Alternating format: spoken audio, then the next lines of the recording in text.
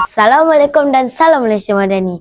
Saya Muhammad Ehsan Khalis, wartawan anda untuk hari ini. Pada hari ini kita akan menjalankan podcast kejayaan murid. Bersama saya, tokoh sukan sekolah SK Felda Cemomoy. Boleh saudara perkenalkan diri? Waalaikumsalam.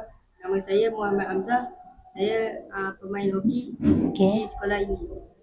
SK Felda Cemomoy Tigers. Mana Hamzah ni pemain hoki lah? Bagaimanakah Hamzah mula berjinak-jinak dalam bidang sukan hoki? Saya mula berjinak hoki ni sejak saya di Pranaji pada tahun 2018. Lama. Bolehkah Hamzah ceritakan pencapaian terbaik yang Hamzah diraih sepanjang bergelar pemain hoki? Pencapaian yang terbaik pernah saya perolehi ialah pada peringkat negeri 2023, 2024 dan 2025. Oh, hebat juga ya. Siapakah idola Hamzah yang menjadi inspirasi Hamzah?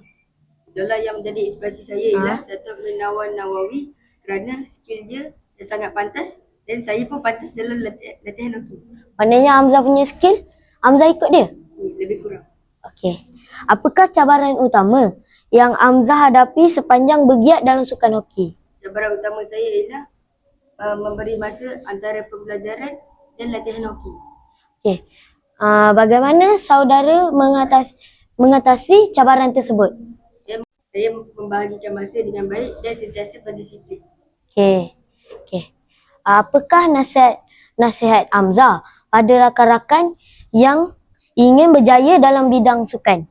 Perlu berusaha yang lebih mantap dan jangan mudah putus asa.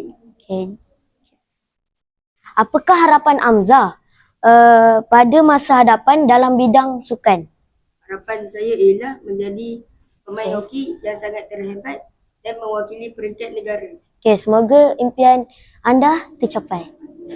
Itu saja daripada saya. Sekian, terima kasih. Bye. Bye.